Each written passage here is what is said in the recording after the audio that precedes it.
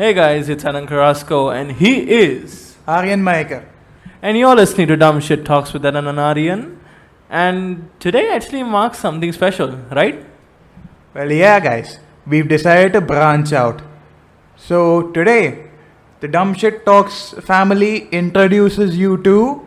DumbShiz interviews, where every goddamn topic and every goddamn person under the sun is our real estate. That sounds a bit creepy, but okay. I know, right? So, today we have a kind of a special guest with us, say an unsung hero.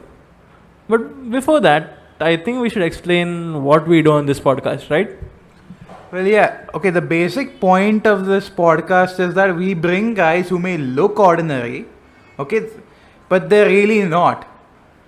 Yeah, these guys do shit that we can't even imagine doing. Like, this was a big step for us. And what these guys do, mad respects to them. Well, yeah, so basically we interview them in these segments. And we try to understand that how they deal with challenges, how they think, how their mind functions, and basically what gets them out of their beds. You know, aside from coffee. Let me guess. That's Drew McIntyre's team, and considering that you're playing it, that means he probably won, right? Yeah, you want a WWE championship, but that's a topic for another day. Let's pick up the call, right? Pick up. Pick up. Pick up, man. Hello. Dude, it's the manager. You know Star World, right? Yeah. They've ordered a cease and desist. Oh shit. What the hell, guys? Okay, sorry. Alright, technical difficulties, please stand by. What the? And today's podcast, we have a very special guest. You can call him an unsung hero. I mean, he did come on news twice, but he is one of the few people. Guys, I was on the news once. Okay. I mean, already the standard of editorial isn't doing really great right now. Technical issues. Oh, introducing Mr. Kristoff De Braganca.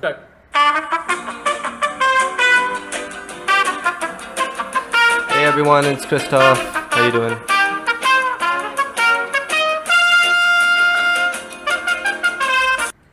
Hello, Kristoff. It's a pleasure having you here. It's a pleasure to be here. So, how was the trip coming here? How was my trip over here? I mean, you should know I had to pick up the two of you to get here. It's the least professional thing I've ever seen. But whatever, we're here now. I can speak. Ironic. So the first question we want to ask you is, what was the most impactful phase of your life? I mean, if by impactful you mean transformative, I mean, I feel like right now I'm always trying new things. I don't really know what's gonna happen next. I mean, I've got projects going on right now and I've got projects in the future. I can't say I've had such a transformative couple of years. I mean, 3 years ago I wasn't into 3D printing at all, and I didn't really know that much CAD, and now that's basically all I do, and I do a bit of content creation as well, and I'm spending progressively more and more time on that, and so I probably figure that my future is probably in that space somewhere. Okay. Regarding 3D printing, as you said, so I just want to understand what made you take up 3D printing, considering how difficult it is to procure a 3D printer and how expensive it is in general. You know, you can't just find a 3D printer anywhere, right? I mean, you kind of can now. Things have changed a lot in the last couple of years. I mean, it used to be, so my first 3D printer, my first two 3D printers, I didn't buy in India. The first one, I got it in from China, and it was a bit back then, and what I got was horrible. It was pathetic. It was the worst 3D printer you can imagine. It was this acrylic body that would easily break and would flex a lot, which is not good for precision. And then the second 3D printer I ever bought was a Prusa that was from Prague, and that had to be imported in. But now you can get a pretty capable 3D printer off of Amazon delivered within a week for I think 18,000 is the cheapest ones. And you can use them. They're fine. They have a few cheap parts here and there, and they're not great, but they're very capable. I mean, things have changed a lot, and they're getting cheaper with time. So there's a couple of techs that have like 3D printing is a very all-encompassing wide term. So there's two types of technology that have gotten really cheap. One is called FDM, which is basically extruded plastic, and then there's MSLA or DLP, that's resin 3D printing. Those two types have gotten so cheap. You can get one of those, like FDM you can get in India for like 17,000, I mentioned that. And DLP, eventually, once we have supply, you could start finding those machines for less than 20, less than 25. I suspect. Hasn't happened yet, but I suspect. Okay, I guess I haven't checked the 3D printing scene post 2018. So, what do you think is the few post-COVID scene of 3D printing? For you at least. I mean, it's kind of back to how it was before coronavirus. I mean, for a brief period when stuff just kind of didn't exist and PPE was required, people reallocated their equipment and tried to help plug the hole in supply and provide these, frankly, essential things when they couldn't be procured by hospitals, in this case, statewide. And I mean, a lot of people were involved in it, and all those people, some of them have subsidiaries now which make face shields. That's what they do. And so supply exists now that it didn't back when I was doing my face shields. And so the rest of them, they've just kind of gone back to working as they did before in 3D printing. I mean, it's surely some amount of its medical applications has been proven to a degree, but we've also discovered a lot of the inconsistencies and failings with the technology. It is fundamentally for prototyping in many of the technologies that it employs. So there are kind of reasons that medical equipment are made the way they do. And 3D printing is this sort of, it's like this buzzword. People like to say it, people like to imply that their company is involved with additive manufacturing in some way or the other. It's great for driving up stock value, even though your company may not have anything to do with 3D printing. It's great to add on. And it's great for the media because you can say basically anything. You can say people are 3D printing organs, and people will be like, yeah, wow, that's great, 2020, who'd have thunk it? But it's way more complicated than that. There is such a thing as medical 3D printing of organs. It doesn't work, but it will one day. People think, I think. But there's like 10 years before that happens. There's 3D printing of buildings, but there are limitations to that too in terms of height, and it's hard to get the chemistry right. There's 3D printing of metal, and even there, it's occasionally difficult to get good anisotropic properties like machine metal and other. There's so many considerations of why 3D printing is getting to a lot of the goals that people seem to think it's already capable of. And it probably will achieve all of those things, but it may not be there just yet. We may see this we will see this technology grow and continue to grow. 5 years, 10 years, 15 years from now, there's plenty of applications that we haven't even imagined yet because of the sort of the sky's the limit nature of this form of manufacturing. Okay, so regarding so you're a 3D printer, right? And considering how important plastic is for 3D printing at the moment at least, what's your opinion of the anti-plastic stance that the governments are taking world over?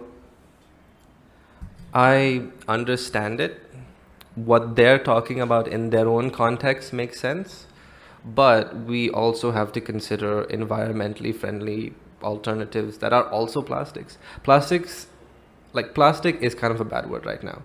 It's like the word nuclear was bad for a while, and that's why we don't put N in front of MRI, even though that's, that we don't like to use the word nuclear or neutron because it implies stuff related to, Chernobyl and Fukushima. In the same way, plastic is just considered a bad word when we're talking about environmentalism, but plastics are used progressively more and more, and they're gonna be around for a long time. And no pun intended. I don't mean they'll take thousands of years to degrade, but we're gonna manufacture them forever. I mean, the trends are often leading further towards plastics. You talk about your fastest supercars are using more and more carbon fiber. That's plastic. It's reinforced with carbon fiber, but it's plastic still. And I think it makes sense to start moving over to bioplastics, because environmentalism is complicated. You have to look at where energy is being used, how you get that energy. I mean, it uses water and energy to make stuff out of cotton too, but we have to do the math and see what's environmentally friendly. Even bioplastics may not be as environmentally friendly as they are advertised to be. One of the most common materials, 3D printed, PLA, is biodegradable, and it is. It's made from starch. It's starch-based, polylactic acid, and it is biodegradable, but to degrade it quickly, like less than a year, you require specific high temperature composts. Your average backyard compost won't do that. And there are very few facilities that will actually accept this plastic for composting. So it's one of those things where 3D printing that particular plastic is not as eco-friendly as one might think. You may even doubt the use of the word eco-friendly. Bioplastic is true, biodegradable is true, but eco-friendly, it's a bit more complicated than that. Okay, now taking a break from 3D printing, I think it's time to get into personal life. What do you think, Aryan? Let's dive. I mean, if you're comfortable with it. I mean, I'm here, aren't I? Okay, so one question we had is, how did your childhood factor into what you are today? I guess I was always curious, and I was always just taking stuff apart as a kid. So, I mean, mom and dad probably felt a lot better when I learned how to put stuff back together, because then it wouldn't be just me taking cars apart and then they had to buy me a new toy because I destroyed it. And then eventually I started fixing things around the house. The idea of machining was always cool to me. I like the idea of having a CNC, and a 3D printer was just, I think, a better starting place for the world of machining. Like, I'm always going to be involved in 3D printing in some way, shape, or form. I love it. But I will eventually expand to have other types of machines too. And I think it all stems from how much I like to make stuff. I mean, I'm a pretty creative person, and this just fits me really well. I mean, I am a hobbyist. I'm not a professional 3D printer, but I take pride in it, and I try to keep my quality as high as possible, and that goes for my content as well. So, quick question. What do you feel had more impact in your life? Your school life or your college life? I mean, it's very hard to say, because, I mean, school is like our formative years. I mean, who knows what I would have been like if I had not gone to the particular, I went to St. Brito's. Plenty of people who might be listening to this, but yeah, I don't know what it would be like if I didn't go there. I'm happy I went there. Met a lot of people who are different from mine. College is more specific. You are thinking about your future in college, so it's a lot more intense, and it's a bit stressful as well. And even though that was shorter, that was also very transformative, because it you're more out of your comfort zone in a long-term sense, because you're making decisions that will, to you at the time, you think will affect the rest of your life. It may not, but yeah, I mean, I'm basically straight out of there. And the last 4 or 5 years completely changed how my day is spent.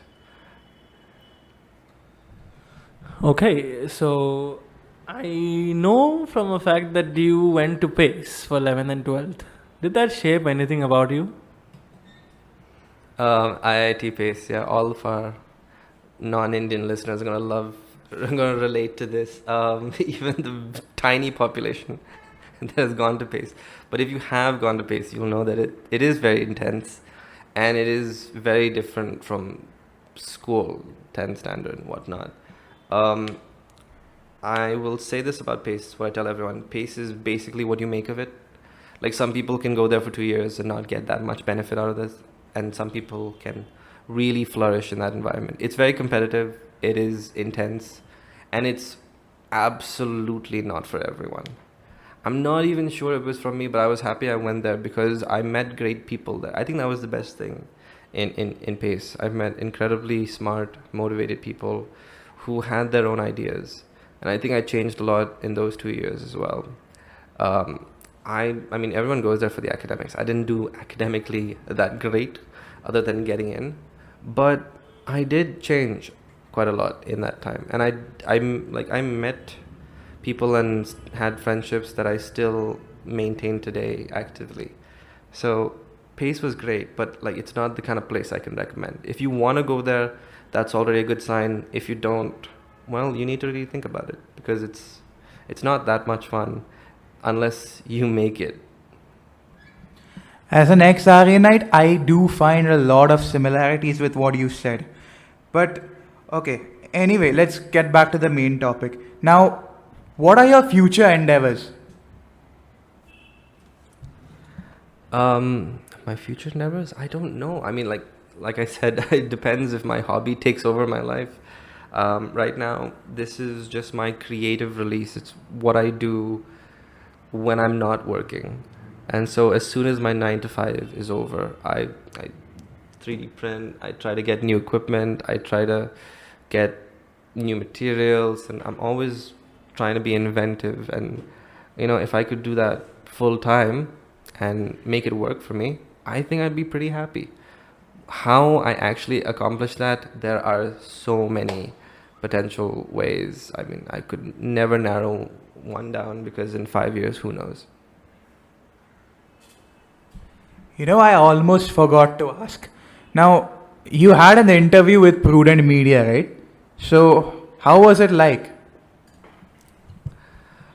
The interview was, I was a tiny bit nervous, but a lot less than I thought I'd be. I guess I was pretty natural, because I think I just knew what I was talking about. It was short, and it was about what was being done at that time, specifically what I was doing to help out with coronavirus. And so, I guess when the questions are about you, it's pretty easy. Yeah, sorry, Kristoff. The thing is, I would love to ask more questions, but unfortunately, that's all the time we have right now. So, thanks a lot for coming here. Yeah, really, it's been a pleasure to have you here, even though you have told me to shut up 5 times. Okay, first of all, I know you've cut all that out, so no one will get the joke, because you'll cut out every time I've corrected you. But no, thanks for having me. It was a ton of fun to come on here, and I enjoy talking about this stuff. So if you ever want me to come on again, I'd be glad to. And Kristoff, one last thing. Supposing our audience wants to find you and to meet you further, where can they find you at? Okay, so I am most religiously on Instagram. You can find me at Kristoff De Braganca, the same spelling that will be in the title of this video. I'm also on Facebook and Twitter, but I barely check those. So if you want to see my work, or if you want to reach out to me, Instagram's your best bet. I have just started posting videos of my work on YouTube. I will be posting more in the future, so that might be something someone might want to check out if they're interested in 3D printing, because I try to show people my process, and I try to keep quality content. So if anyone wants to see it, I appreciate it. Thanks. So I think we're done for the day. Ciao, guys. Peace. Peace. See ya.